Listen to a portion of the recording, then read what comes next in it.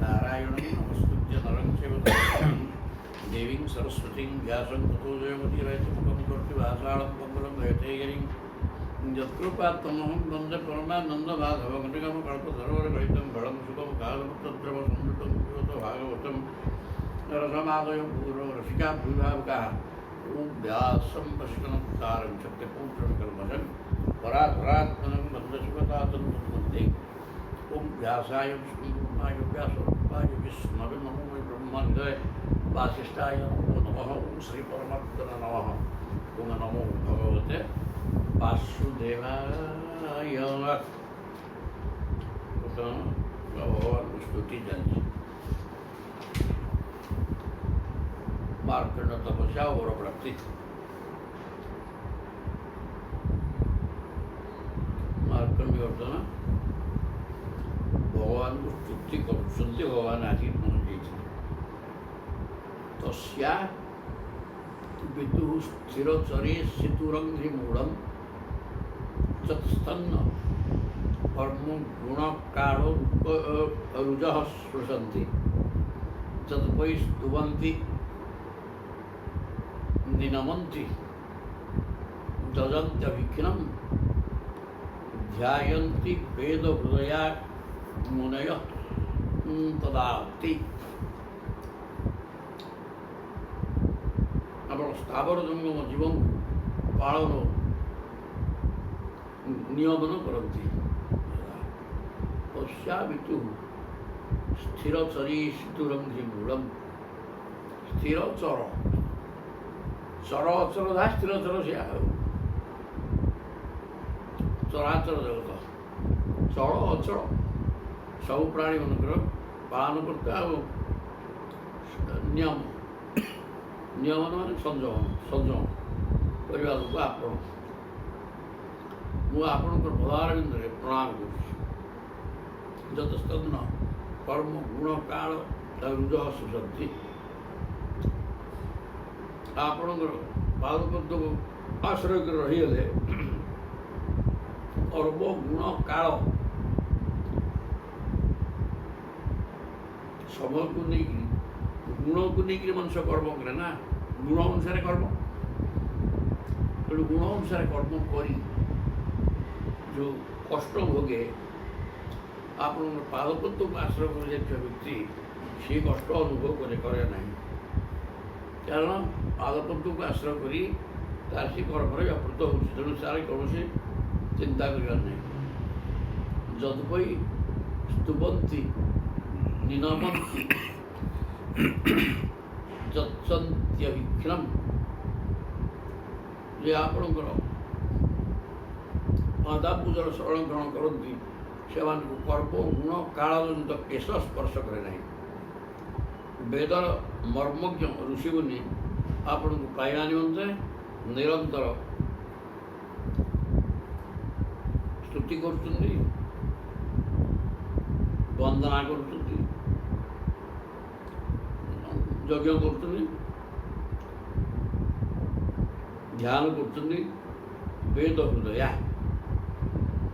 ध्यान कर चलते गुणय तदाप्ति आप पाइबापी मनर शील मुनि माने सदा सर्वदा जहाँ मन आप शरणार्थ रही से अनवरत स्तुति कर नमस्कार कर ध्यान कर इत्यादि इत्यादि सब कर लगी चराचर समस्त जगतर प्राणी मान कौन बोले नियामक पालन करता आप शरणार्थ को आश्रय करगले काल कर्म एवं गुणर प्रभाव किसी पड़े ना गुरु को नहीं मनुष्य कर्म करे कर्म करके दुख भोगे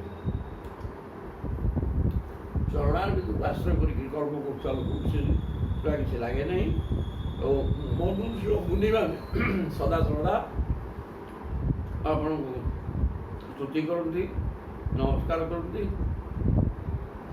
आहुति देकर खुशी करती ध्यान करती इत्यादि इत्यादि करके आपण को पाइबापी सदा सर्वदा चेष्टा करती नान्यम तवांघ्रि उपनयात अपवर्ग मूर्ते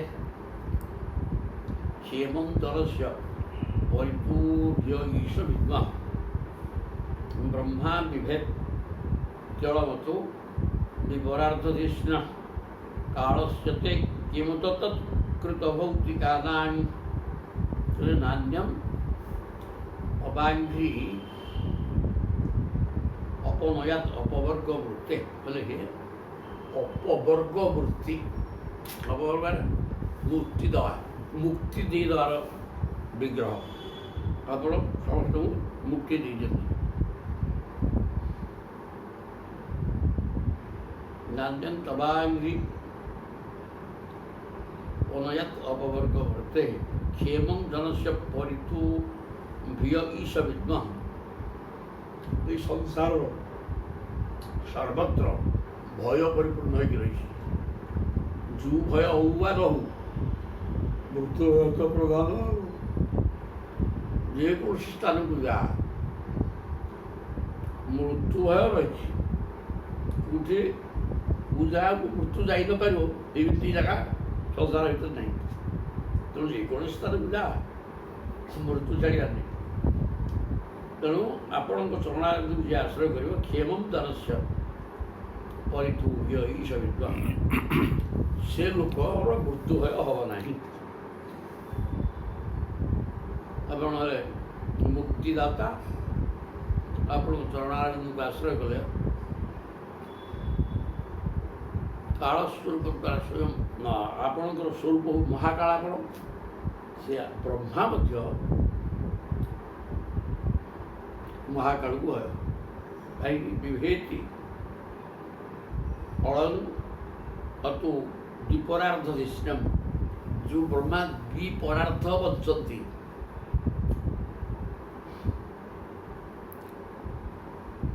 1004 जुग दिन नहीं पुणी 1004 जुग राति एमती से 100 वर्ष बचे द्विपरार्ध द्विपरार्ध बचले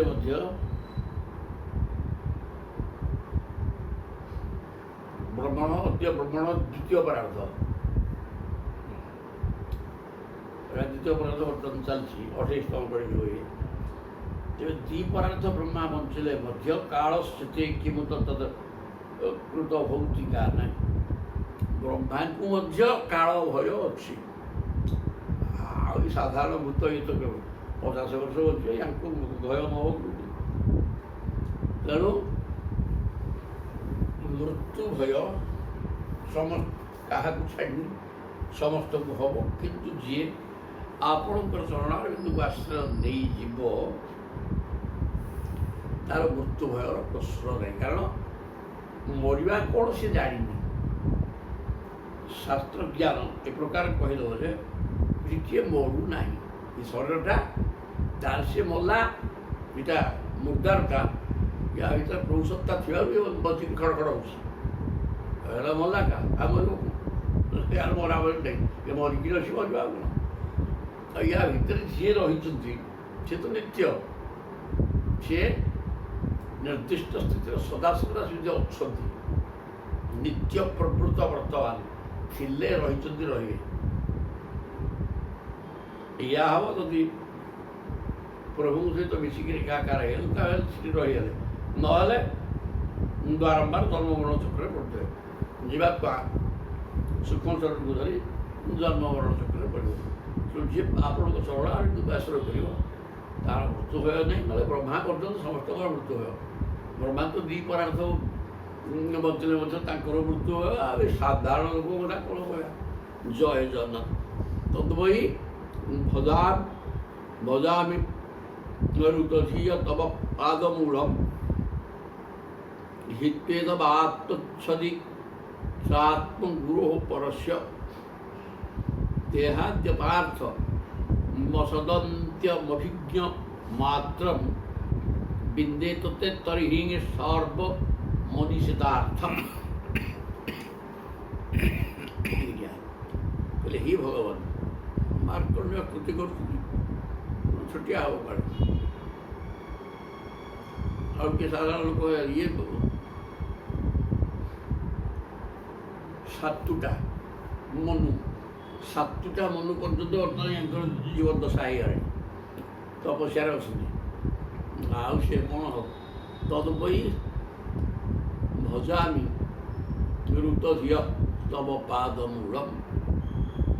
ସକଳ ଜୀବଙ୍କର ପରମ ଗୁରୁ, ସମସ୍ତଙ୍କଠାରୁ ଶ୍ରେଷ୍ଠ ସତ୍ୟ ସ୍ୱରୂପ ସତ୍ୟ ଜ୍ଞାନ ଆନନ୍ଦ ସ୍ୱରୂପ। ଆଉ ହିତ୍ୱେଦମ୍ ଆତ୍ମଚ୍ଛଦି ଚାତ୍ମଗୁରଃ ପରସ୍ୟ ଦେହାଦ୍ୟପାର୍ଥମ୍ ଅସତ୍ ଅନ୍ତ୍ୟମ୍ ଅଭିଜ୍ଞମାତ୍ରମ୍ ବିନ୍ଦେ ତତେ ତର୍ହି ସର୍ବମନୀଷିତାର୍ଥମ୍।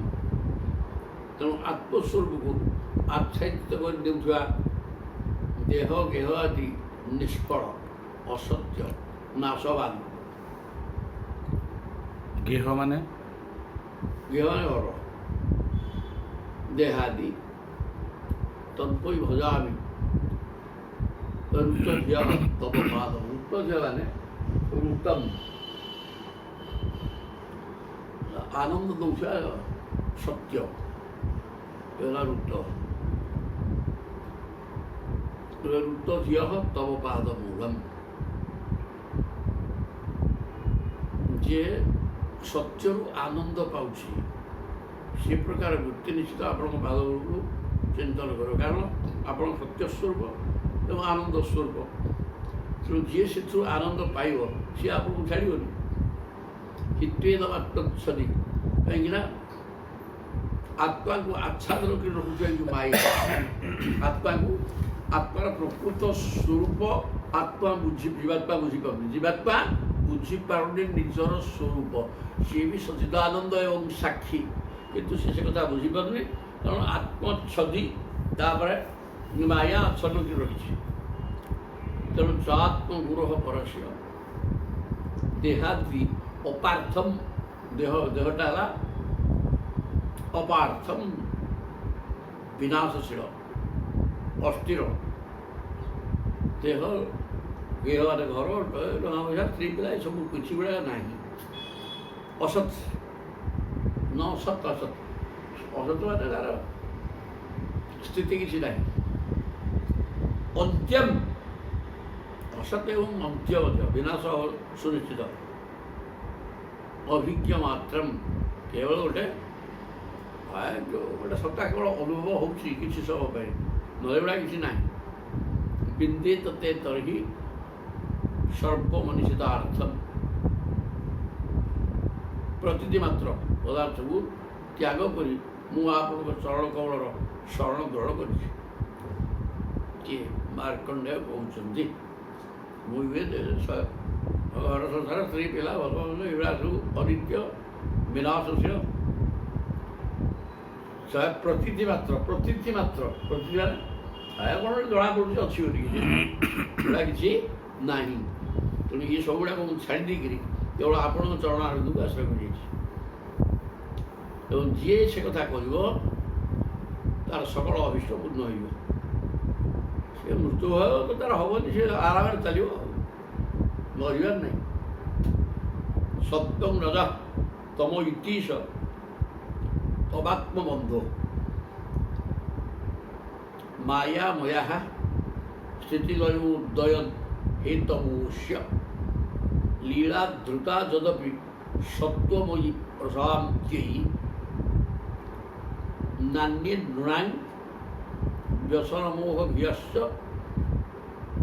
যাব্যাং।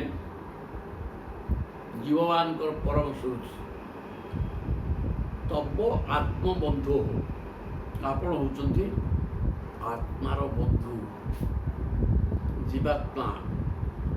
ଜୀବାତ୍ମାର ସବୁଠାରୁ ପ୍ରିୟତମ ବନ୍ଧୁ ଆପଣ। ଆଉ ପାଠ କିଛି ନାହିଁ। ଜୀବାତ୍ମାର ଆଉ ପ୍ରିୟ ବସ୍ତୁ କିଛି ନାହିଁ। ଜୀବାତ୍ମା ଆଦୌ ଚାହୁଁଛି ସଂସାର, କେବଳ ଆପଣଙ୍କୁ ଚାହୁଁଛି। ଆପଣ ତାର ସବୁଠାରୁ ପ୍ରିୟତମ ଏବଂ ବନ୍ଧୁ ମଧ୍ୟ। ତବାତ୍ମବନ୍ଧୁ ସତ୍ତ୍ୱଂ ରଜଃ ତମ ଇତିଶ। ଆତ୍ମାର ବନ୍ଧୁ ଏବଂ ବନ୍ଧୁ ପ୍ରିୟତମ ସୁହୃତ ଆପଣ। ସତରତମ ତିନି ଗୁଣର ସତର ତମ ଗୁଣ ଆପଣଙ୍କର ହିଁ ମୂର୍ତ୍ତି। ସତ ଏବଂ ଏଇମାନଙ୍କ ଦ୍ୱାରା ଆପଣ ଜଗତରେ ଉତ୍ପତ୍ତି ସ୍ଥିତି ଓ ଲୟ ମାୟାର ଖେଳ ମାୟାମୟ। ଏ ଯେଉଁ ସତ ରଜ ତମ ତିନି ଗୁଣ ମାୟାର ଖେଳ ଏବଂ ଏ ତିନି ଗୁଣକୁ ନେଇକରି ସୃଷ୍ଟି ସ୍ଥିତି ବିନାଶ ହେଉଛି। ସୃଷ୍ଟି ସ୍ଥିତି ଲୟ ସତର ତମ ବ୍ରହ୍ମା ବିଷ୍ଣୁ ମହେଶ୍ୱର ଜାଗ୍ରତ ସୁଷୁପ୍ତି ସ୍ୱପ୍ନ ସବୁ ଗୋଟେ ଜିନିଷ। ଲୀଳା ଧୃତା ଯଦପି ସତ୍ୱମୟା ପ୍ରଶାନ୍ତି। ଆପଣ ଯଦିଓ ସତ୍ୱମୂର୍ତ୍ତିକି ଧାରଣ କରୁଛନ୍ତି ପାଳନ କରୁଛନ୍ତି ସଂସାରକୁ, ତେଣୁ ସତ୍ୱଗୁଣମୟ ମୂର୍ତ୍ତି ହିଁ ଜୀବମାନଙ୍କୁ ଶାନ୍ତି ପ୍ରଦାନ କରେ। ଆପଣଙ୍କର ସତ୍ୱମୟୀ ମୂର୍ତ୍ତି ଜୀବଜଗତକୁ ଶାନ୍ତ କରିଦିଏ। ଯେ ସେ ସତ୍ୱମୟୀ ମୂର୍ତ୍ତିକି ଯିଏ ଚିନ୍ତନ କରିବ, ବିଷ୍ଣୁକୁ ଯିଏ ଚିନ୍ତନ କରିବ, ତାର ମନ ଶାନ୍ତ ହେଇଯିବ, ତେଣୁ କୌଣସି ଅସୁବିଧା ନାହିଁ। ରଜୋଗୁଣ ଓ ତମଗୁଣ ମୂର୍ତ୍ତିରୁ ଜୀବମାନଙ୍କୁ ଶାନ୍ତି ମିଳିପାରେ ନାହିଁ।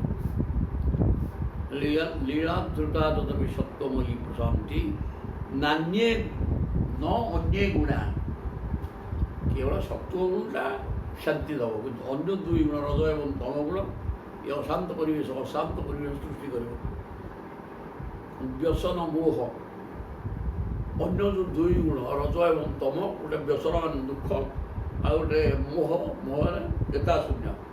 ତମ ଗୁଣଟା ଚୈତନ୍ୟହୀନ, ମଦ ପକେଇ ଦେଇଥିବ, ମଦ ଅଧୀନରେ ତାର କାର୍ଯ୍ୟକଳାପ ଚାଲିବ, ସିଏ ତାର ଅଛି ଚେତନା ଶକ୍ତି ନାହିଁ, ଜ୍ଞାନ ଜାଣିବା କିଛି ନାହିଁ, ସିଏ କିଛି ଜାଣିପାରିବନି। ଆଉ ରଜଗୁଣଟା କେବଳ ଦୁଃଖ ଦେବ, ସାଂସାରିକ କର୍ମରେ ବ୍ୟସ୍ତ ରହି ଦୁଃଖ ଦେବ। ମୋହ ବିୟସ୍ତ ଯାହା କେବଳ ଆପଣଙ୍କର ସତ୍ୱମୂର୍ତ୍ତିଟା ଟିକେ ଶାନ୍ତି ଦିଏ। ଆଉ ଯେଉଁ ପ୍ରକାର ରଜ ଏବଂ ତମ ଗୁଣର ବୃତ୍ତି, ଇଏ ଦୁଃଖ, ରଜଗୁଣଟା ଦୁଃଖ ପାଇଁ କାରଣ, ଆଉ ତମ ଗୁଣଟା ମୋହ ପାଇଁ କାରଣ, ଯାହାଦ୍ୱାରା କେହି ଶାନ୍ତିରେ ରହିପାରେ ନାହିଁ। ତେଣୁ ଆପଣ ଆତ୍ମାର ପ୍ରିୟତମ ବନ୍ଧୁ, କିନ୍ତୁ ସତର ତମ ତିନି ଗୁଣ ମାୟାର ଏଇ ତିନି ଗୁଣକୁ ନେଇକରି ସୃଷ୍ଟି ସ୍ଥିତି ବିନାଶର କାରଣ ମାୟା। ତେଣୁ ଆପଣ ଲୀଳା ଧୃତା, ଆପଣ ଖେଳାଲୀଳା କରିବା ପାଇଁ ଗୋଟେ ଶରୀର ଧରନ୍ତି, ସଂସାର ପାଳନ କରିତା ଆପଣ, ତେଣୁ ସତ୍ୱମୂର୍ତ୍ତିକି ଧାରଣ କରନ୍ତି, ସେଇଟା ଶାନ୍ତି ପ୍ରଦାନ କରେ। ଯିଏ ସେ ମୂର୍ତ୍ତିକି ଆରାଧନା କରିବ ସେ ଶାନ୍ତିରେ ରହିବ। ଆଉ ରଜ ଏବଂ ତମ ଗୁଣ ଭିତରେ ଯଦି ପଶିଲା ତାହେଲେ ଦୁଃଖ ମୋହ ଭୋଗ କରିବ। ତସ୍ମାତ୍ ତବେହ ଭଗବାନ ଅର୍ଥତାବକା ନାଇଁ ଶୁକ୍ଳାନ୍ତନୁ ସୁଦୟିତାଙ୍କୁଶଳା ଭଜନ୍ତି ଯତ୍ ସାତ୍ବତଃ ପୁରୁଷରୂପ ମୁସନ୍ତି ସତ୍ୱମ୍ ଲୋକ ଯତୁ ଅହୟମୁତାତ୍ମ ସୁଖଂ ନଚାନ୍ୟତ।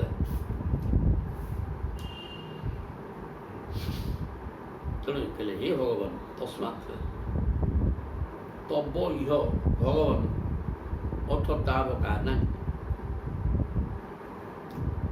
ଆପଣଙ୍କ ଭକ୍ତମାନଙ୍କର ପରମ ପ୍ରିୟ ହୋଇଥିବା ଏହି ନରନାରାୟଣ ରୂପର ଉପାସନା କରନ୍ତି। ତେଣୁ ଇଏ ପ୍ରକୃତରେ ବୁଦ୍ଧିମାନ ଲୋକ, ଆପଣଙ୍କର ନିଜ ଲୋକ। ତବ ଇହ ଭଗବାନ ଅର୍ଥ ତାବକା ନାହିଁ, ତା ଆପଣଙ୍କର ନିଜ ଲୋକ, ମାନେ ଭକ୍ତ ଗୁଡ଼ାକ। ଶୁକ୍ଳାନ୍ତନୁ ସଦୟିତାଙ୍କୁଶଳା ଭଜନ୍ତି, ଆପଣଙ୍କର ଶୁକ୍ଳ ତନୁକୁ ଭଜନ କରେ। କାହିଁକି ଶୁକ୍ଳ ତନୁ ମାନେ ସତ୍ୱଗୁଣ ବିଶିଷ୍ଟ ତନୁ, ଯେଉଁଟାକି ନରନାରାୟଣ। ନରନାରାୟଣ ହେଉଛନ୍ତି ସତ୍ୱମୂର୍ତ୍ତି, ସଦାବେଳେ ତପସ୍ୟାରତ। ତେଣୁ ସେହି ପ୍ରକାର ମୂର୍ତ୍ତିକି ସେ ଚିନ୍ତନ କରନ୍ତି। ରଜ ଏବଂ ତମ ଗୁଣର ମୂର୍ତ୍ତିକି ଚିନ୍ତା କରନ୍ତି ନାହିଁ, କାରଣ ସତ୍ୱଗୁଣର ମୂର୍ତ୍ତି ଶାନ୍ତି ପ୍ରଦାନ କରେ, ରଜ ତମ ଗୁଣ ହେବନି। ଯଦ୍ ସାତ୍ୱତଃ ପୁରୁଷ ରୂପ ମୁସନ୍ତି ସତ୍ୱମ୍, ସତ୍ୱମୂର୍ତ୍ତିର ଉପାସନା ଫଳରେ ଆପଣଙ୍କର ନିତ୍ୟଧାମ ବୈକୁଣ୍ଠ ପ୍ରାପ୍ତି ହେଇଯାଏ। ଯତ ସତ୍ତ୍ୱତଃ ପୁରୁଷ ଅରୂପମୁସନ୍ତି ସତ୍ତ୍ୱം ଲୋକ ଯତ ଅଭୟଂ ହୁତାତ୍ମ ସୁଖଂ ନ ଚାନ୍ୟତ। କାହିଁକିନା ସେ ସତ୍ତ୍ୱମୂର୍ତ୍ତିକି ଆଶ୍ରୟ କରିକିରି ଚିନ୍ତନ କଲେ, ଧ୍ୟାନ କଲେ କ'ଣ ହେବ ନା ମୁକ୍ତି ହେଇଯିବ, ବୈକୁଣ୍ଠ ପ୍ରାପ୍ତି ହେଇଯିବ। ଅଭୟଂ ମୁକ୍ତାତ୍ମ ସୁଖମ୍, ତାଙ୍କ ମୃତ୍ୟୁ ଭୟରୁ ସେ ରକ୍ଷା ପାଇଯାନ୍ତି ଏବଂ ଆନନ୍ଦ ଅନୁଭବ କରନ୍ତି, ଯେଉଁ ଆପଣଙ୍କର ନିତ୍ୟଧାମ ପ୍ରାପ୍ତି ହେଇଯାଏ। ସତ୍ତ୍ୱ ମୂର୍ତ୍ତିକି ଚିନ୍ତନ କରିବା ବ୍ୟକ୍ତିର, ରଜତମ ମୂର୍ତ୍ତି ନୁହେଁ। ତେଣୁ ଯେଉଁମାନେ ଆତ୍ମୋଦ୍ଧାର ଚାହାନ୍ତି ସେଇ ପ୍ରକାର ଆପଣଙ୍କର ଭକ୍ତମାନେ ଇଏ ନର ନାରାୟଣ ଶାନ୍ତ ମୂର୍ତ୍ତିକି ଚିନ୍ତନ କରନ୍ତି। ତସ୍ମୈ ନମୋ ଭଗବତେ ପୁରୁଷାୟ ଭୁବନେ ବିଶ୍ୱାୟ ବିଶ୍ୱଗୁରବେ ପରଦେବତାୟ ନାରାୟଣାୟ ಋಷಯೇ च नरोत्तमाय हंसाय संयत गिरो निगमेश्वराय।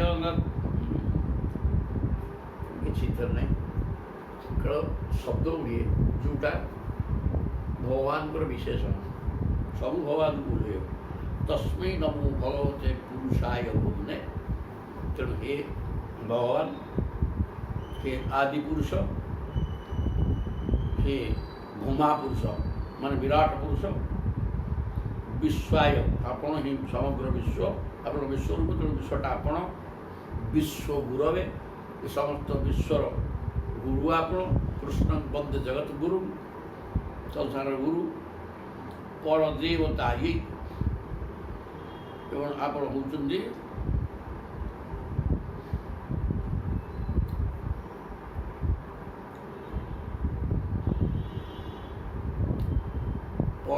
ପରମ ଦେବତା। ଆପଣ ହେଲେ ଦେବତା ତ ଅନେକ ଅଛନ୍ତି, ତେଣୁ ଆପଣ ହେଲେ ପର ଦେବତା ମାନେ ପରମ ଦେବତା, ସର୍ବଶ୍ରେଷ୍ଠ ଦେବତା ଆପଣ। ଦେବତା ଦେବତା, ତେଣୁ ପରମ ଦେବତା। ନାରାୟଣାୟ ଋଷୟ, ଆପଣ ହିଁ ନାରାୟଣ ଏବଂ ନର ନାରାୟଣ ଋଷି, ନର ନାରାୟଣ ଋଷି ହେଉଛନ୍ତି ଆପଣ। ଚ ନରୋତ୍ତମାୟ, ଆପଣଙ୍କ ନାଁ ପୁରୁଷୋତ୍ତମ ବା ନରୋତ୍ତମ। ଆଉ ହଂସାୟ, ଆପଣ ହିଁ ହଂସ, ଅହଂସାହ, ହଂସ ସ୍ୱରୂପ ଆପଣ। ଆଉ ଗୋଟେ କଥା, ହଂସ ହେଇକି ସିଏ ଆସିକିରି ଚତୁଃସ୍ୱର ବ୍ରହ୍ମାଙ୍କୁ ଯେତେବେଳେ ପଚାରି ଦେଇଛନ୍ତି ପ୍ରଶ୍ନ, ତାର ଉତ୍ତର ସେ ଦେଇପାରିଲେନି, ପ୍ରଭୁ ନିଜେ ଆଦି ଉତ୍ତର ଦେଲେ। ହଂସାୟ ସଂଯତ ଗିରେ ନିଗମେଶ୍ୱରାୟ। ସଂଯତ ଗିରେ ଆପଣ ବାକ୍ସ ବିଶେଷ କଥା କହନ୍ତିନି, ଯେତିକି ଦୁଇଟି ଆବଶ୍ୟକ ପଦେ ଅଧେ। ନିଗମେଶ୍ୱରାୟ, ନିଗମ ମାନେ ବେଦ, ବେଦର ମାଲିକ ଓ ବେଦର ପ୍ରତିପାଦ୍ୟ ବସ୍ତୁ ଆପଣ। ବେଦ କେବଳ ଆପଣଙ୍କ ସମ୍ପର୍କରେ କହିଛନ୍ତି, ସେଥିପାଇଁ ତାଙ୍କ ନାଁ ବେଦ ହୋଇଛି। এই প্রকার কহিলেন। জম্বৈ নবেদ বিতথা ক্ষপথৈয়ার ভ্রমথা।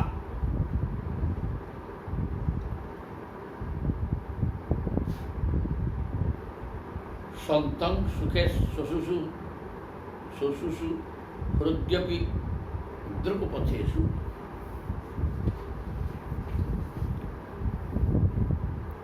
তন্মায়য়া মৃতমতি সভয়েব সাক্ষাৎ আদ্য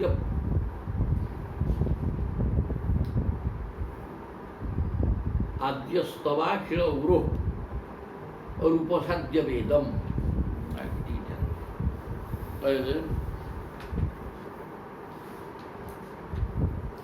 জম্বৈন বেদ বিতথ্যাখ্য পথিহি ভ্রমথি। ଆପଣ ଯଦି ପ୍ରତ୍ୟେକ ଜୀବର ଇନ୍ଦ୍ରିୟମାନଙ୍କରେ ତଥା ସେହି ଇନ୍ଦ୍ରିୟମାନଙ୍କ ବିଷୟରେ ପ୍ରାଣରେ ହୃଦୟରେ ମଧ୍ୟ ବିଦ୍ୟମାନ ଅଛନ୍ତି, ସବୁ ଭିତରେ ଆପଣ ଅଛନ୍ତି। ପ୍ରତ୍ୟେକ ଇନ୍ଦ୍ରିୟମାନଙ୍କର ଦେବତା ଅଛନ୍ତି। ତେଣୁ ଇନ୍ଦ୍ରିୟମାନଙ୍କର ଦେବତା ସ୍ୱରୂପରେ ଆପଣ ଅଛନ୍ତି। ପ୍ରତ୍ୟେକ ଜିନିଷ ଭିତରେ ଆପଣ ଅଛନ୍ତି ଏବଂ ସବୁ ସର୍ବତ୍ର ବି ଆପଣ ଅଛନ୍ତି। ପ୍ରତ୍ୟେକ ଭିତରେ ନଥିଲେ ସେ ଆଖିଟା, ଆପଣ ନଥିଲେ ଆଖି ଦେଖିପାରିବନି, ଆପଣ ନଥିଲେ କାନ ଶୁଣିପାରିବନି। ତେଣୁ ପ୍ରତ୍ୟେକ ଭିତରେ ଆପଣଙ୍କ ସତ୍ତା ରହିଛି। ଆଉ ବିନା କାରଣ ଆପଣ ଚୈତନ୍ୟ ଶକ୍ତି ନା, ଆଉ ସବୁ ଜଡ଼, ତେଣୁ ଆପଣ ନଥିଲେ କିଛି ଗୋଟା ହେଇପାରିବ ନାହିଁ। ବେଦାକ୍ଷମତି ଭ୍ରମନ୍ତା ଇନ୍ଦ୍ରିୟର ବିଷୟ, ପ୍ରାଣ, ହୃଦୟ ସବୁଠି ଆପଣ ଅଛନ୍ତି। ତଥାପି ଆପଣଙ୍କର ମାୟାରେ ଜୀବର ବୁଦ୍ଧି ଏତେ ମୋହିତ ହେଇଯାଇଛି ଯେ ସେଇ ନିଷ୍ଫଳ ଓ ମିଥ୍ୟା ଇନ୍ଦ୍ରିୟମାନଙ୍କ ଦ୍ୱାରରେ ସନ୍ଧି ହୋଇ ଆପଣଙ୍କ ଦର୍ଶନ ଲାଭରୁ ବଞ୍ଚିତ ହେଇଯାଉଛି। ସନ୍ଥମ୍ ସୁଖେଷୁ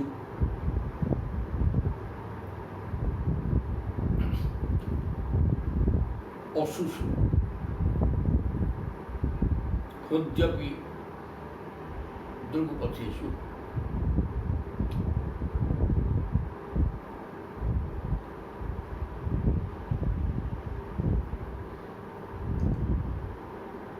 ଆପଣଙ୍କର ଇନ୍ଦ୍ରିୟ, ମନ, ବୁଦ୍ଧି, ଇନ୍ଦ୍ରିୟ ୟାକୁ ନେଇକରି ଭୋଗ୍ୟ ପଦାର୍ଥକୁ ଭୋଗ କରିବା ଲାଳସା ରଖି ଏଠି ମଣିଷ ପାଗଳ ଭଳିଆ ବୁଲୁଛି। ଆପଣ ହେଉଛନ୍ତି ଜଗତର ଗୁରୁ। ତେଣୁ ପ୍ରଥମରୁ ଅଜ୍ଞାନୀ ହେଇଥିଲେ ମଧ୍ୟ ଯେତେବେଳେ ପ୍ରକୃତରେ ପିତା ଭାଗବତ ଗ୍ରନ୍ଥ ଅଧ୍ୟୟନ କରିକିରି ବା ଶୁଣିକିରି ଆପଣଙ୍କ ସମ୍ପର୍କରେ ଜାଣେ, ତନ୍ମାୟା ଆବୃତବତୀ ସୌଏବ ସାକ୍ଷାତ। ଆପଣଙ୍କର ମାୟା ଦ୍ୱାରା ତାର ବୁଦ୍ଧି ଆବୃତ ହୋଇଯିବା ଫଳରେ, ଆଚ୍ଛାଦିତ ହୋଇଯିବା ଫଳରେ ସେ କିଛି ଜାଣିପାରେନି। ସଂସାର ସର୍ବସ୍ୱ ବୋଲି ଚିନ୍ତା କରି ତାରି ପଛରେ ଯାଇକି କ'ଣ ହେବ? ଆଦ୍ୟସ୍ତ ବା ଖେଳ ଗୁରୁ ଉପସାଧ୍ୟ ବେଦମ୍। ଆପଣଙ୍କ ସମ୍ବନ୍ଧୀୟ ଜ୍ଞାନର ଭଣ୍ଡାର ବେଦଗଣ ମିଳିଯାଆନ୍ତି। ସେତେବେଳେ ସେ ଆପଣଙ୍କର ସାକ୍ଷାତ ଦର୍ଶନ ପାଇପାରେ। ଯେତେବେଳେ ମାୟା କଟେଇ ଦେଇକିରି ବେଦ ବେଦରେ ଆପଣ ପ୍ରତିପାଦିତ ହେଇଛନ୍ତି, ତେଣୁ ସେ ବେଦ ଜ୍ଞାନ ତାର ହେଇଯାଏ। ବେଦ ଜ୍ଞାନ ମାନେ ଆପଣଙ୍କ ସମ୍ପର୍କରେ ତାର କିଛି ଜ୍ଞାନ ହେଇଯାଏ। ପ୍ରଭୁ ଆତ୍ମା କି ପ୍ରକାର ବସ୍ତୁ, ଆତ୍ମା ପରମାତ୍ମା ଜିନିଷ କ'ଣ, ଏ ପ୍ରକାର ଜ୍ଞାନ ଯେତେବେଳେ ହେଇଯାଏ, ସେ ଜ୍ଞାନ ମାୟା ଦ୍ୱାରା, ସେଇ ଗୋଟିଏ କଥା ତ କୁହାହେଉଛି, ଆଉ ମାୟା ଦ୍ୱାରା ଆଚ୍ଛାଦିତ ହେଇକି ସବୁ ଜ୍ଞାନ ରହିଯାଇଥାଏ। ତେଣୁ ସିଏ ଇନ୍ଦ୍ରିୟ ଏବଂ ଇନ୍ଦ୍ରିୟ ଗ୍ରାହ୍ୟ ବସ୍ତୁକୁ ନେଇ ତା ଭିତରେ ସୁଖ ଅଛି ବୋଲି ଚିନ୍ତା କରି ତା ପଛରେ ଓଲ୍ଟାଇଥାଏ। କିନ୍ତୁ ତାକୁ ଛାଡ଼ିକି ଯେତେବେଳେ ଆପଣଙ୍କ ଶରଣାର୍ବିନ୍ଦର ଶରଣ ଦେବା ଟିକେ କିଛି ଜ୍ଞାନ ତାର ହେଇଯାଏ, ସେତେବେଳେ ସେ ସବୁ ଛାଡ଼ି ଦେଇ ଆପଣ ଜଗତ ଗୁରୁ, ଅକ୍ଷୟ ସମଗ୍ର ଜଗତର ଗୁରୁ ଆପଣ। ତେଣୁ ଆପଣଙ୍କର ସମ୍ପର୍କରେ ତାର ସାମାନ୍ୟ ଜ୍ଞାନ ହେଇଗଲା ପରେ ସେ ପ୍ରଚେଷ୍ଟା ଜାରି ରଖେ, କିନ୍ତୁ ଭଲ ଜ୍ଞାନ ହେବ ପ୍ରଭୁ ପାଇବେ, ଆଉ ସେ ପ୍ରଭୁ ପାଇଯାଏ। ମାୟା ଭିତରେ ବୁଡ଼ିକି ରହିଥିଲା ପର୍ଯ୍ୟନ୍ତ, ସଂସାରକୁ ଦେଖୁଥିଲା ପର୍ଯ୍ୟନ୍ତ ଈଶ୍ୱର ଦିଶିବେ ନାହିଁ। ସଂସାରକୁ ସମ୍ପୂର୍ଣ୍ଣ ହଟେଇ ଦେଲା ପରେ ଭଗବାନଙ୍କୁ ଆଶ୍ରୟ ନେଲେ ଭଗବାନ ନିଶ୍ଚିତ ମିଳିଯିବେ, କୌଣସି ଅସୁବିଧା ନାହିଁ। ସଂସାର ଚିନ୍ତା କଲେ ସଂସାର ମିଳିବ, ଈଶ୍ୱର ଚିନ୍ତା କଲେ ଈଶ୍ୱର ବି ମିଳିଯିବେ। ଯଦର୍ଶନମ୍ ନିଗମ ଆତ୍ମରହ ପ୍ରକାଶମ୍ ମୁହ୍ୟନ୍ତି ଯତ୍ର କବୟୋ ଅଜପରାଜତନ୍ତଃ ତମ୍ ସର୍ବବାଦ ବିଷୟ ପ୍ରତିଉପଶୀଳମ୍ ବନ୍ଦେ ମହାପୁରୁଷମାତ୍ମନିଗୂଢ଼ବୋଧମ୍। ଯଦର୍ଶନମ୍ ନିଗମ ଆତ୍ମରହ ପ୍ରକାଶମ୍, ଯେଉଁ ଆପଣଙ୍କର ଦର୍ଶନ ବର୍ତ୍ତମାନ ନର ନାରାୟଣ ଆସିକିରି ମାର୍କଣ୍ଡେୟଙ୍କ ସମ୍ମୁଖରେ ବିଦ୍ୟମାନ, ତାହେଲେ ଆପଣଙ୍କର ଦର୍ଶନ ନିଗମ ଆତ୍ମରହ ପ୍ରକାଶନ।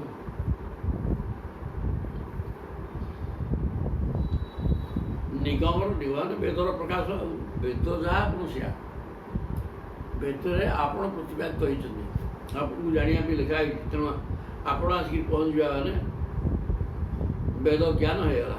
ଯେଉଁ ଜ୍ଞାନ ଆପଣଙ୍କର ସ୍ୱରୂପର ରହସ୍ୟ ପ୍ରକଟ କରେ, ଆପଣ ସାକ୍ଷାତକାର କରାଇ ଦେଉଥିବା ସେହି ପରମ ଜ୍ଞାନ ବେଦରେ ପୂରି ରହିଛି। ଯେଉଁ ଜ୍ଞାନ ଦ୍ୱାରା ଆପଣଙ୍କୁ ବୁଝିବେ ଏବଂ ଯେଉଁ ଜ୍ଞାନ ଆପଣଙ୍କୁ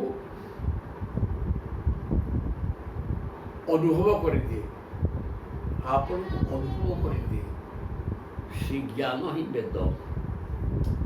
ଯତ ଦର୍ଶନ ନିଗମ ଆତ୍ମରହ ପ୍ରକାଶନ, ଆତ୍ମ ପ୍ରକାଶନ। ନିଗମ ମାନେ ବେଦ, ତାର ନା ବେଦ ଯେଉଁଟା, ଯେଉଁ ଜ୍ଞାନ ଏ ଭିତରେ ଆତ୍ମଜ୍ଞାନକୁ ପ୍ରକାଶିତ କରେ। ବ୍ରହ୍ମ ପଦାର୍ଥ କ'ଣ? ସେ ଜ୍ଞାନ ସୃଷ୍ଟି କରେ। ମୁହ୍ୟନ୍ତି ଯନ୍ତ୍ର କବୟ ଅଜପରାଜନ୍ତ। ଅଜ ମାନେ ବ୍ରହ୍ମା, ବ୍ରହ୍ମା ପର୍ଯ୍ୟନ୍ତ ସମସ୍ତ ଦେବତାମାନେ ମଧ୍ୟ ଆପଣଙ୍କର ସମ୍ପର୍କିତ ଜ୍ଞାନକୁ ଜାଣିପାରୁନାହାନ୍ତି। ବ୍ରହ୍ମା ତ ଜାଣିପାରୁନାହାନ୍ତି, ଆମେ ଜାଣିବ କି? ବ୍ରହ୍ମା ହେଲେ ଆପଣଙ୍କ ପାଖ ଲୋକ, ଆପଣଙ୍କର ଶରୀରରୁ ସୃଷ୍ଟି ହେଇଛନ୍ତି, ଶରୀରର ଅଂଶ ବିଶେଷ, ତଥାପି ସିଏ କିଛି ଜାଣୁନାହାନ୍ତି। ଆଉ ଜଣେ ଜାଣିବ କ'ଣ? ତାପରେ ତ କୁଆଡ଼େ ଯାଇକି ପାଇଲେଣି ନା, ତେଣୁ ସିଏ କ'ଣ ଜାଣିବ? ସେ ଜାଣିବାର କିଛି ନାହିଁ। ତମ୍ ସର୍ବବାଦ ବିଷୟ ପ୍ରତିରୂପଶୀଳମ୍। ଆପଣ ଏପରି ଲୀଳା ବିହାର ଯେ ବିଭିନ୍ନ ମତବାଦୀ ଆପଣଙ୍କ ସମ୍ବନ୍ଧରେ ଯେପରି ଚିନ୍ତା କରନ୍ତି ବା ବିଚାର କରନ୍ତି, ଆପଣ ସେମାନଙ୍କ ସମ୍ମୁଖରେ ସେହିପରି ପ୍ରକଟ ହେଇଯାନ୍ତି। ତମ୍ ସର୍ବବାଦ ବିଷୟ ପ୍ରତିରୂପଶୀଳମ୍। ଆପଣଙ୍କର ଶୀଳ ମାନେ ଚରିତ୍ର। ଏ ପ୍ରକାର ଚରିତ୍ର ଯେ ଯିଏ ଯେଉଁ ପ୍ରକାର ରୂପ ନେଇକରି ଚିନ୍ତା କରେ, ସେ ରୂପରେ ଆପଣ ସବୁ ରୂପ ଇଚ୍ଛାମୟ, ଯାହା ଚାହିଁବେ ତାହା କରିଦେବେ। ତେଣୁ ଯିଏ ଯେଉଁ ରୂପ ଧରିକିରି ଚିନ୍ତା କରେ, ମାଇକ ରୂପ, ରୂପଟା ମନଗଢ଼ା, ସେ ମନଗଢ଼ା ରୂପକୁ ଧରିକିରି ଚିନ୍ତନା କଲେ ମଧ୍ୟ ସେଟା ଆପଣଙ୍କର ପ୍ରକୃତ ସ୍ୱରୂପ ହେଇଯାଏ। ଏଥିରେ କୌଣସି ଅସୁବିଧା ନାହିଁ। ତେଣୁ ଯେକୌଣସି ରୂପକୁ ଯଦି ତୁମେ ଚିନ୍ତା କଲ ଭଗବାନ ବୋଲି, କିଛି ଅସୁବିଧା ହେବ ନାହିଁ। କାହିଁକିନା ଆପଣଙ୍କୁ ତ ସବୁ ରୂପ ହେଇଯାଇପାରିବେ। ଆଉ ତେଣୁ ଯେକୌଣସି ତୁମ ନିଜକୁ ନିଜେ ଚିନ୍ତା କଲ, ମୋ ସ୍ୱରୂପକୁ ମୁଁ ଯାହାକୁ ବି ଜଣେ ଜିନିଷ କ'ଣ, ଏକାଗ୍ରତାର ସହିତ ଗୋଟାକ ପାଖରେ ମନ ଲଗେଇଦେବା, ମନଟା ସ୍ଥିର ହେଇଯିବା ଦରକାର। ସିଏ ହିଁ ପ୍ରଭୁ, ତାଙ୍କର ସିଏ ହେଇଯିବେ। ଏ ମାଇକ ରୂପ ମନ ଦ୍ୱାରା କଳ୍ପନା କରାଯାଉଥିବା ରୂପ ହିଁ ଆପଣ ହେଇଯାଆନ୍ତି। ଯେଉଁ ଭକ୍ତ ଯେଉଁ ରୂପ ନେଇକରି ଆପଣଙ୍କ ସ୍ୱରୂପ ଚିନ୍ତନ କରେ, ସେ ରୂପ ଆପଣ ହେଇଯାଆନ୍ତି। ସେଥିରେ କୌଣସି ଅସୁବିଧା ନାହିଁ। ବନ୍ଦେ ମହାପୁରୁଷମାତ୍ମ ନିଗୂଢ଼ ବୋଧଂ। ତେଣୁ ଆପଣ ହେଲେ ମହାପୁରୁଷ। ମୁଁ ଆପଣଙ୍କୁ ବିଶୁଦ୍ଧ ଜ୍ଞାନ ସ୍ୱରୂପ ପୁରୁଷୋତ୍ତମ, ମୁଁ ଆପଣଙ୍କ ଚରଣାରବିନ୍ଦୁକୁ ଧ୍ୟାନ କରୁଛି, ବନ୍ଦନା କରୁଛି, ପ୍ରଣାମ କରୁଛି। ଇତି ଶ୍ରୀମଦ୍ ଭାଗବତେ ମହାପୁରାଣେ ପାରମହଂସ୍ୟାଂ ସଂହିତାୟାଂ ଦ୍ୱାଦଶ ସ୍କନ୍ଧେ ଅଷ୍ଟମ ଅଧ୍ୟାୟ। ନବମ ଆସିଲେ ମାର୍କଣ୍ଡେୟକୁ ଭଗବାନଙ୍କର ମାୟା ଦର୍ଶନ। ଦୁଇ ଜଣ ଆগে ପଳେଇ ଆସିଛନ୍ତି, ନରନାରାୟଣ ମାର୍କଣ୍ଡେୟ ସ୍ତୁତି କଲେ। ତାପରେ ଦେଖିବା ସୁତ ଉବାଚ। ପୌରାଣିକ ସୂତ କହୁଛନ୍ତି, ସଂସ୍ତୁତ ଭଗବାନ ତୀର୍ଥମ୍ ମାର୍କଣ୍ଡେୟ ତଥୀବତା ନାରାୟଣ ନରସଖ ପ୍ରୀତଃ ଆହ ଭୃଗୁଦବହମ୍। ସୂତ କହୁଛନ୍ତି, ଭୃଗୁବଂଶର ଶ୍ରେଷ୍ଠ ମୂର୍କଣ୍ଡୁଙ୍କର ପୁଅ ମାର୍କଣ୍ଡେୟ ଧୀମତା, ବୁଦ୍ଧିମାନ। ମାର୍କଣ୍ଡେୟ ଏହି ପ୍ରକାର ନର ନାରାୟଣଙ୍କୁ ସ୍ତୁତି କରନ୍ତେ ପ୍ରଭୁ ଖୁସି ହେଇଗଲେ।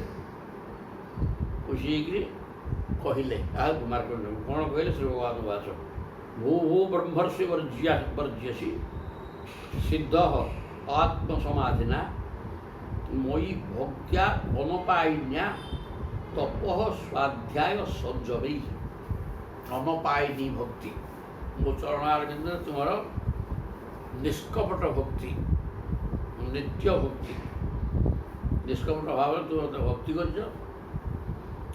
ତେଣୁ ହେ ବ୍ରହ୍ମର୍ଷି, ବ୍ରହ୍ମର୍ଷି ବର୍ଜ୍ୟ, ବ୍ରହ୍ମର୍ଷି ଭିତରେ ଶ୍ରେଷ୍ଠ ଆପଣ ସମାଧିସ୍ଥ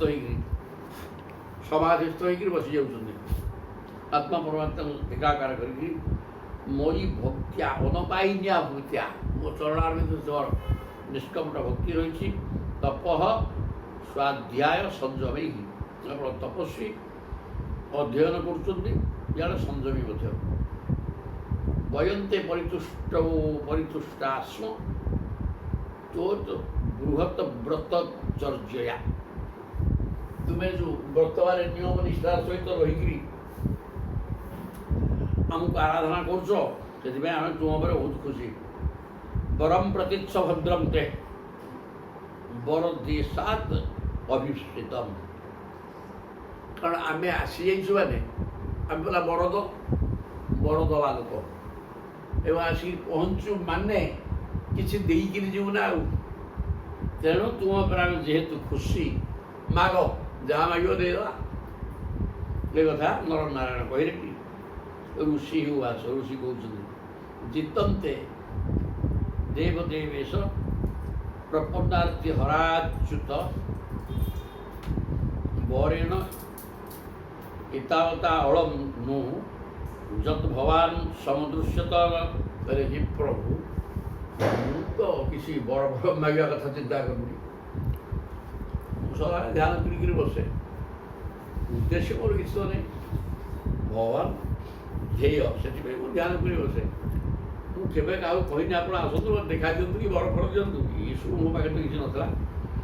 ଜିତନ୍ତେ ଦେବଦେବେଶ, କହିଲେ ହେ ଦେବଦେବେଶ, ହେ ଶରଣାଗତ ବତ୍ସଳ, ହେ ଅଚ୍ୟୁତ, ଆପଣଙ୍କର ଜୟ ହେଉ, ଜୟ ହେଉ। ଚରଣୀ ଏତାବତା ଅଳମ୍ ନୌ ଯତ୍ ବରେଣ, ଏତାବତା ବରେଣ ଅଳମ୍, ସେ ବରଫର ମୋର କିଛି ଦରକାର ନାହିଁ। ମୁଁ ତ କୌଣସି ଉଦ୍ଦେଶ୍ୟ ନେଇକିରି ତପସ୍ୟା କରୁନଥିଲି। ଆପଣ ବଡ଼ ଜଗା କଥା କାହିଁ ମୋତେ କହିଲେ?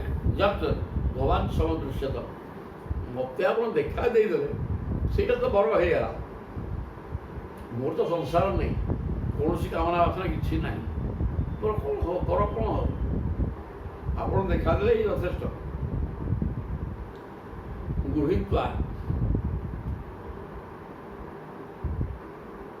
ଗୃହୀତ୍ୱା ଅଜାଦୟହଜସ୍ୟ ଶ୍ରୀମତ୍ ପାଦାବ୍ଜ ଦର୍ଶନମ୍ ମନସା ଯୋଗପୋକ୍ୱେନ ସହ ଭବାନ୍ ମୁଖ୍ୟ ଗୋଚର। କହିଲେ ଅଜ ମାନେ ବ୍ରହ୍ମା, ଶିବ ପ୍ରଭୃତି ଦେବଗଣ ଯୋଗ ସାଧନା ଦ୍ୱାରା ଏକାଗ୍ର ଚିତ୍ତରେ ଯାହାଙ୍କର ପରମ ସୁନ୍ଦର ଚରଣାର ଗୁଞ୍ଜ ଦର୍ଶନ ଲାଭ କରି କୃତାର୍ଥ ହେଇଯାନ୍ତି। ଗୃହୀତ୍ୱା ଅଜାଦୟହଜସ୍ୟ ଶ୍ରୀମତ୍ ପାଦାବ୍ଜ ଦର୍ଶନ, ଆପଣ ତପସ୍ୟା ଦ୍ୱାରା ଗୃହୀତ, ତପସ୍ୟା କଠୋର ସାଧନାର ଫଳ ସ୍ୱରୂପରେ ଆପଣ ଆସିକି ଆବିର୍ଭାବ ହୁଅନ୍ତି। ଏବଂ ବ୍ରହ୍ମା, ଶିବଶଙ୍କର ଏବଂ ବ୍ରହ୍ମା ଅନବରତ ତପସ୍ୟାରେ ରହିଛନ୍ତି। ତପସ୍ୟା କରିବା ଦ୍ୱାରା ଆପଣଙ୍କର ଚରଣାରବିନ୍ଦ ଦର୍ଶନ ସେମାନଙ୍କୁ ମିଳେ। ମନସା ଯୋଗ ପକ୍ୱେନ, ଯେଉଁ ବ୍ୟକ୍ତିର ମନ ଯୋଗ ଦ୍ୱାରା ପରିପକ୍ୱ ହୋଇଯାଇଛି, ମାନେ ମନଟା ପାଚିଲା ଯୋଗକୁ ଧରିଛି, କଞ୍ଚା ନୁହଁ, କଷି ନୁହଁ। ତା ମାନେ ପରିପକ୍ୱ ଯୋଗ କହିବାର ତାତ୍ପର୍ଯ୍ୟ ହେଲା ଯୋଗ ସିଦ୍ଧି ହେଇଯାଇଛି। ଯେଉଁମାନଙ୍କର ଯୋଗ ସିଦ୍ଧି ହେଇଯାଇଛି ସେମାନଙ୍କୁ ଆପଣ ମୁଖ୍ୟ ଦିଅନ୍ତି। ଯୋଗସିଦ୍ଧ ପୁରୁଷମାନଙ୍କ ପାଖରେ ସେମାନଙ୍କୁ ଆସିକି ଆପଣ ଦର୍ଶନ ଦିଅନ୍ତି ଓ ମୁକ୍ତି ଦେଇଦିଅନ୍ତି। ତେଣୁ ମୋ ସାମ୍ନାରେ ଆପଣ ଆବିର୍ଭୂତ ହେଇଗଲେ, ମୁଁ ସବୁ ଫଳ ପାଇଗଲି। ଆଉ ମୋର କିଛି ତ ମାନସିକ ସ୍ତରରେ ପାଇବାକୁ କିଛି ତ ନଥିଲା, ମୁଁ ଆପଣଙ୍କୁ ମାଗିବି କ'ଣ? ଅଥୋପି ଅମ୍ବୁଜ ପତ୍ରାକ୍ଷ ପୁଣ୍ୟଶ୍ଲୋକ ଶିଖାମଣେ ଦ୍ରକ୍ଷ୍ୟେ ମାୟାଞ୍ଜୟା ଲୋକ ସପାଳ ବେଦ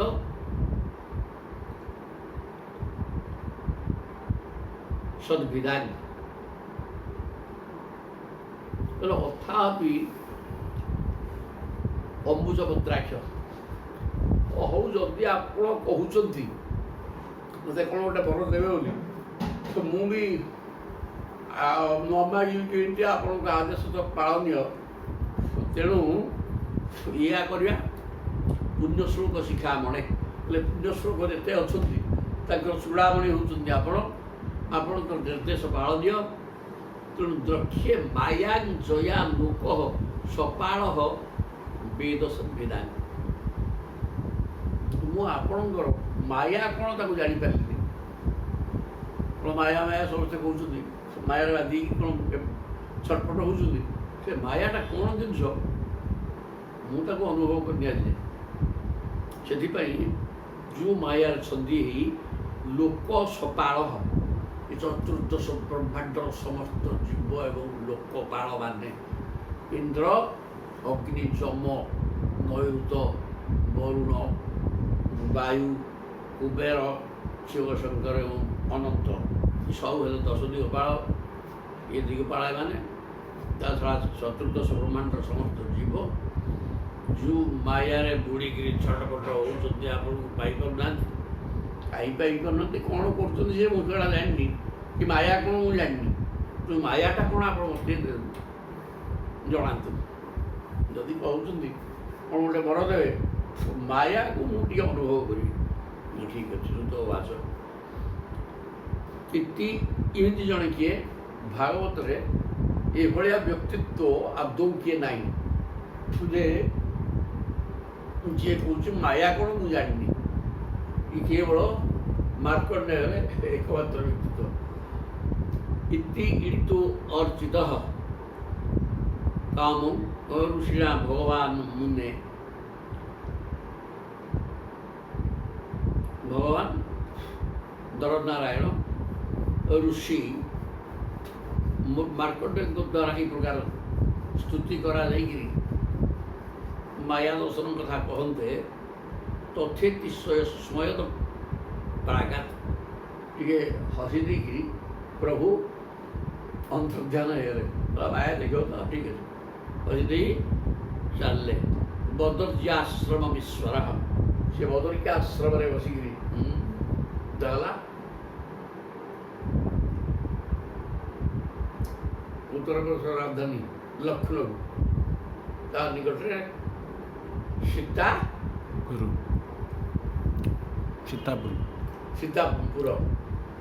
ସେଇଠି ଅଛନ୍ତି। ହଁ, ଏଇଟା ମନେ ରହିଛି। ସୀତାପୁରରେ ଅଛନ୍ତି ବଦରିକାଶ୍ରମ, ସେଇଠି ଯାଇକି ପ୍ରଭୁ ବସିଲେ।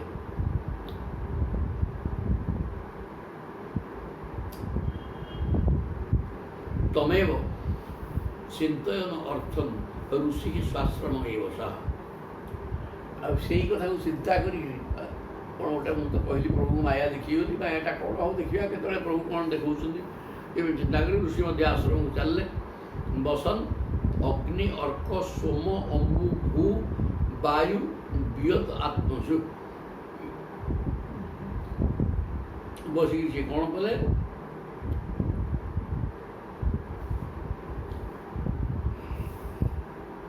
ବସନ୍ ଅଗ୍ନି ଭିତରେ ପ୍ରଭୁ, ସୂର୍ଯ୍ୟଙ୍କ ଭିତରେ ପ୍ରଭୁ, ଚନ୍ଦ୍ର ଭିତରେ ପ୍ରଭୁ, ପାଣି ଭିତରେ ପ୍ରଭୁ, ପୃଥିବୀ ଯୁଆଡ଼େ ଦେଖୁଛନ୍ତି ସବୁଆଡ଼େ ତ ପ୍ରଭୁମୟ।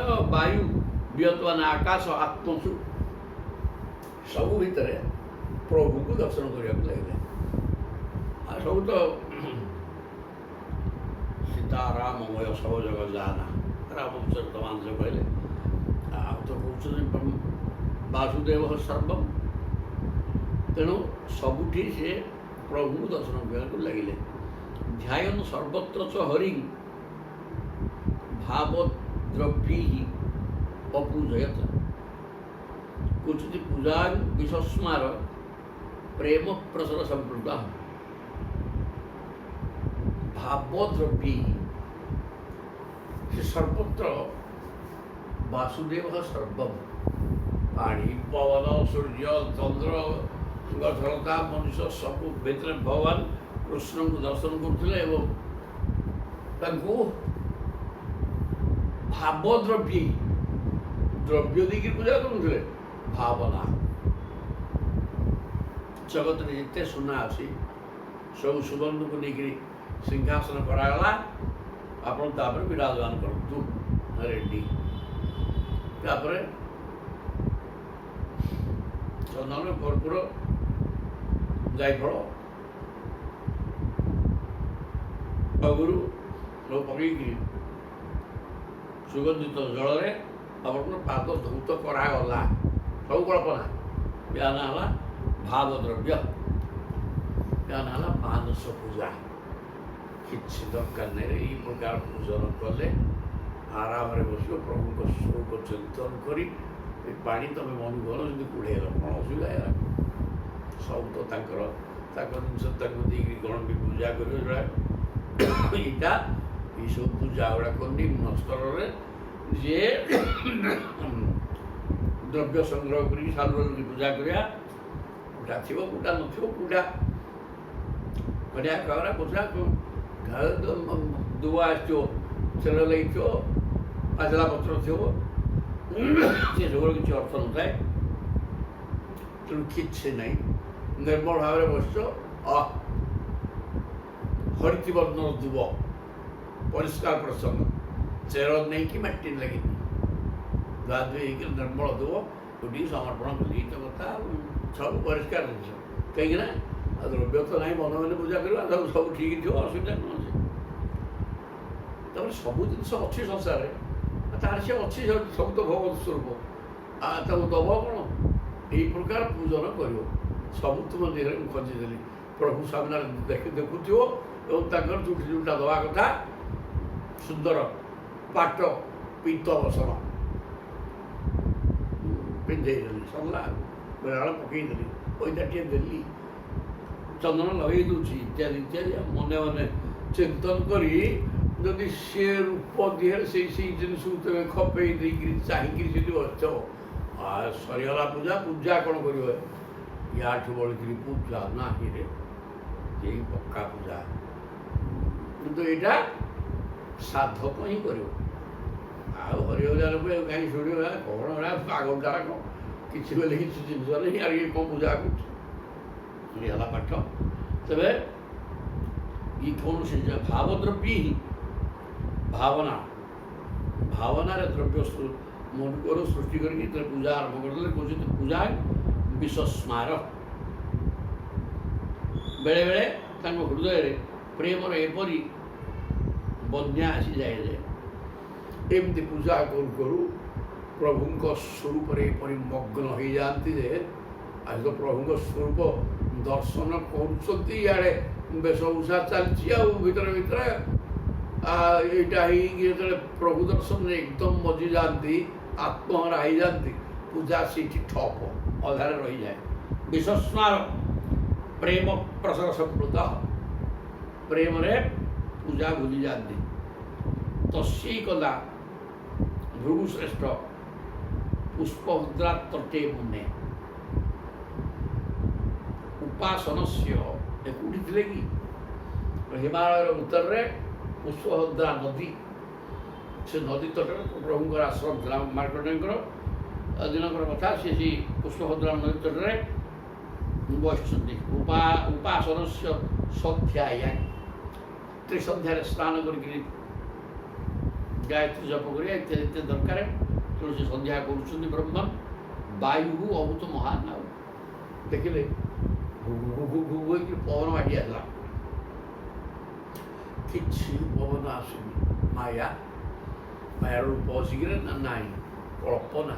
ଯେମିତି ମନେ ମନେ ଟିକେ ସୁନ୍ଦର କଥା କହିଲେ, ୟା ପୂର୍ବରୁ କ'ଣ କହିଲେ? କିଛି ଦ୍ରବ୍ୟ ନାହିଁ, ମନେ ମନେ ପୂଜା କରୁଥିଲେ।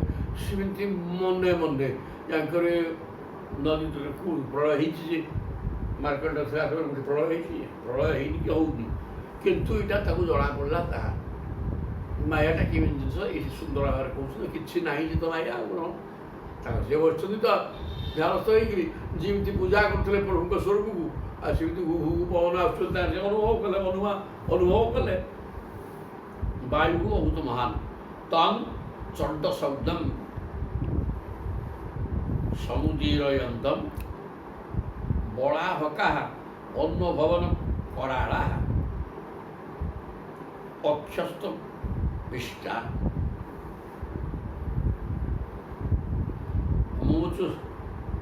ମୁମୁଚୁଙ୍ଗସ୍ତଳିଦ୍भिः ନିଃସ୍ୱନନ୍ତ ଉଚ୍ଚୈः ଅଭିବର୍ଷଧାରାः। ଆଉ ସେ ମୁଦ୍ରିତ ନେଇକରି ବସିଛନ୍ତି ପବନ ପଳାଇବା ଆଉ ଅମାଙ୍କିଆ ମେଘ କଳାହାଣ୍ଡିଆ ମେଘ ଉଠେଇ ମୁଷଳଧାରରେ ବର୍ଷା ବିଜୁଳି ତନ୍ ଚଣ୍ଡ ଶବ୍ଦମ୍ ସମୁଦୀରୟନ୍ତମ୍ ପ୍ରଚଣ୍ଡ ଶବ୍ଦ ଶୁଶୁ ହେଇକିରି ପବନ ସହ ମେଘ ବର୍ଷା ଆରମ୍ଭ ହେଲା ବଳା ହକା ମେଘ ଅନ୍ନ ଭବନ କରାଳା ଭୟଙ୍କର ମେଘ ବାତ୍ୟା ପଳେଇବା ଅକ୍ଷସ୍ତ ବିଷ୍ଟା ମୁମୁଚୁ ତଳିଦ୍भिः ଯେଉଁ ମୁଷଳଧାରରେ ବର୍ଷା ବିଜୁଳି ଘନ ଘନ କମ୍ପିକି ମାରୁଛି ସ୍ୱନନ୍ତ ଉଚ୍ଚୈः ଅଭିବର୍ଷଧାରା ଭୟଙ୍କର ଶବ୍ଦ କରିକି ବର୍ଷା ଚାଲିଲା ତତ୍ତ୍ୱ ବ୍ୟଦୃଶ୍ୟନ୍ତ ଚତୁଃସମୁଦ୍ରାଃ ସମନ୍ତତଃ କ୍ଷଣାତଳ ମାଗ୍ର ଶବ୍ଦ ତାପରେ ଦେଖିଲେ ନା ବସିକି ତ ଦେଖିଲେ ବଢ଼ିଆ ସୁନ୍ଦର ଦିଶିବ ତାପରେ ଦେଖୁଛନ୍ତି ମୁଷଳଧାରା ବର୍ଷା ଭୁ ଭୁ ଶୁଭୁଛି ଇଆଡ଼େ ଚାରିଆଡ଼ୁ ସମୁଦ୍ର ମାଡ଼ି ଆସିଲା ଚାରିପାଖ ଚତୁଃସମୁଦ୍ରାଃ ସମନ୍ତତଃ କ୍ଷଣାତଳ ବାଗ୍ର ଶବ୍ଦ ଚାରିଆଡ଼ୁ ମାଡ଼ି ଆସୁ ସମୁଦ୍ର ମାଡ଼ି ଆସିକି ସମଗ୍ର ପୃଥିବୀକି ବ୍ୟାପିବ ସମୀର ବେଗୋର୍ମି ଭେରୁଗ୍ରନକ୍ର ଇଆଡ଼େ ପବନ ତ ଜୋର ହେଉଛି ସେ ପବନରେ ଏ ଜଳ ଗୁଡ଼ାକ ଆନ୍ଦୋଳିତ ହୋଇ ଲହରି ଉଠୁଛି ବିରାଟ ବିରାଟ ମହାଭୟା ବର୍ତ୍ତ ଗଭୀର ଘୋଷା ସେଥିରେ କୁମ୍ଭୀର ଫୁମ୍ଭୀର ଗୁଡ଼ାକ ଆସିକି ଦେହରେ ବାଡ଼େଇ ହେଉଛନ୍ତି ଆଉ ଆବର୍ତ୍ତ ଜଳ ଭଉଁରୀ ସୃଷ୍ଟି ହେଉଛି ମହାଭୟା ବର୍ତ୍ତ ଗଭୀର ଘୋଷା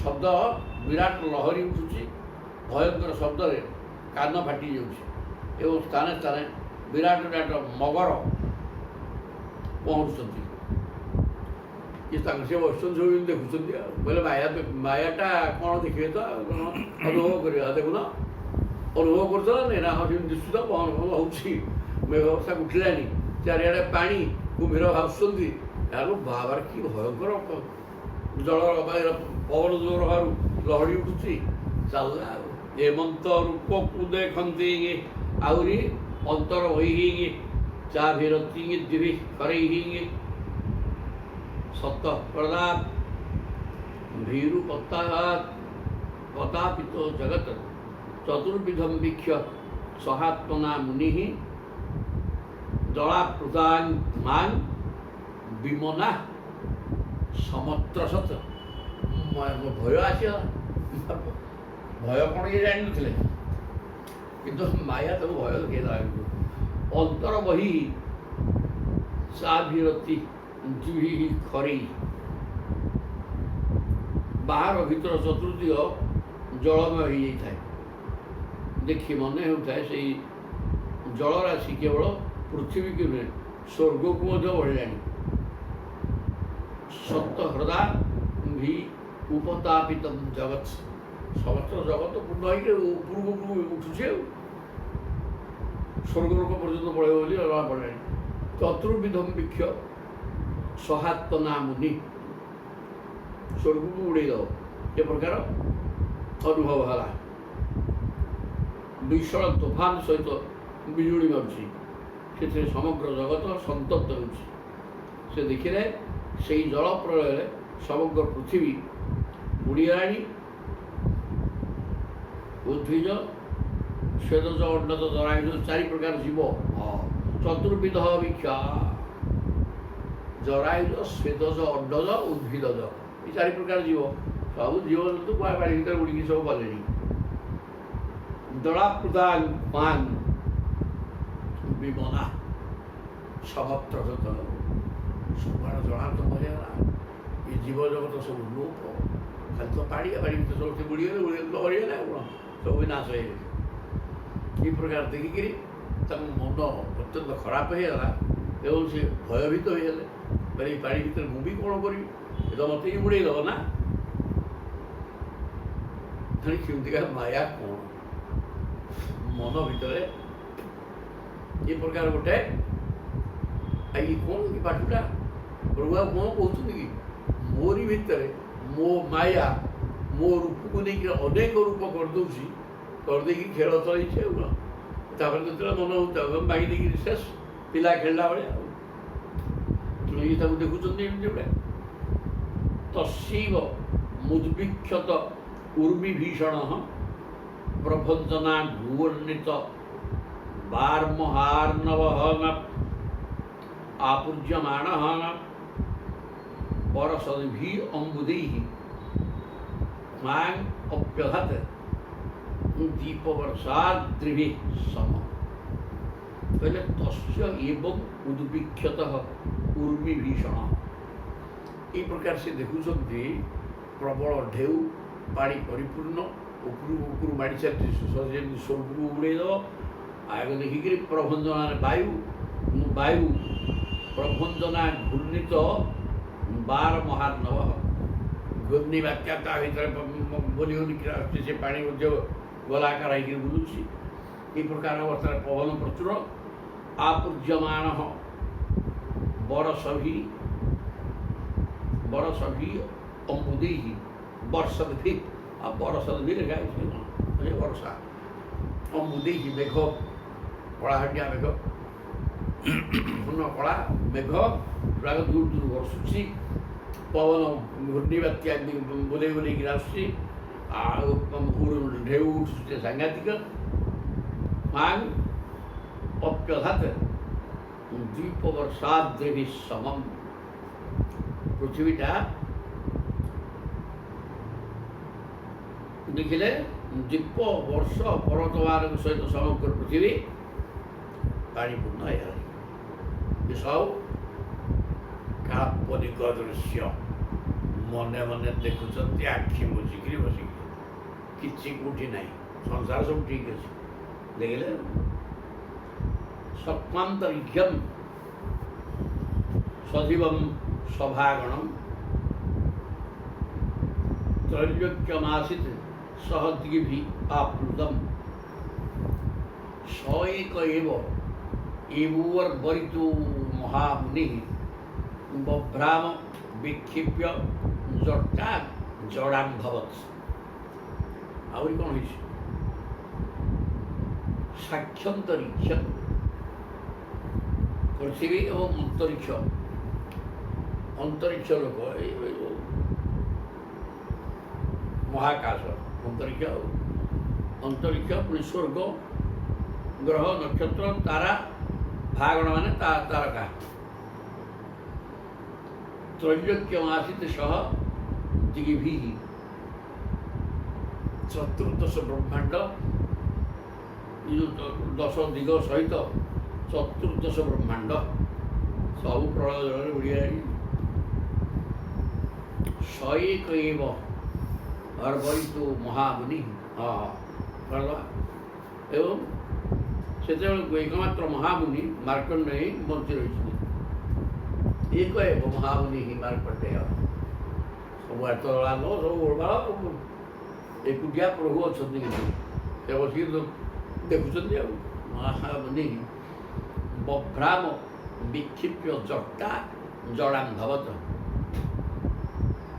से जड़ एवं अंध भाया बसिकी गुड़ाक जटा को हल बसिक देखुं।